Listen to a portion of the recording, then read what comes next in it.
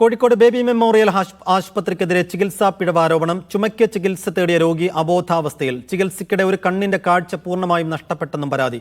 25 ലക്ഷം രൂപ ബില്ലടയ്ക്കാൻ ആശുപത്രി നിർബന്ധിക്കുന്നതായും കുടുംബം ആരോപിക്കുന്നു.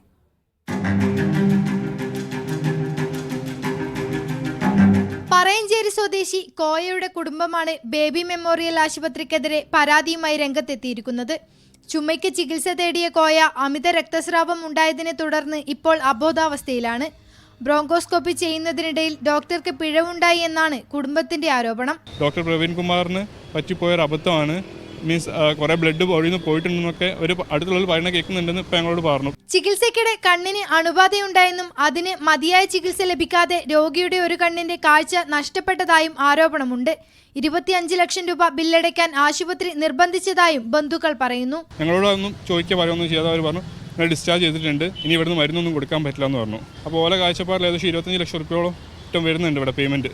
അതിവിടെ നമ്മൾ അടയ്ക്കണം, എന്നാലേ ഞങ്ങൾക്ക് പോകാൻ പറ്റുള്ളൂ എന്ന് പറഞ്ഞു. എന്നാൽ ആശുപത്രി ആരോപണങ്ങൾ നിഷേധിച്ചു. രോഗി ഗുരുതരാവസ്ഥയിലായിരുന്നെന്നും ആരോപണങ്ങൾ അടിസ്ഥാനരഹിതമെന്നുമാണ് ആശുപത്രിയുടെ വിശദീകരണം.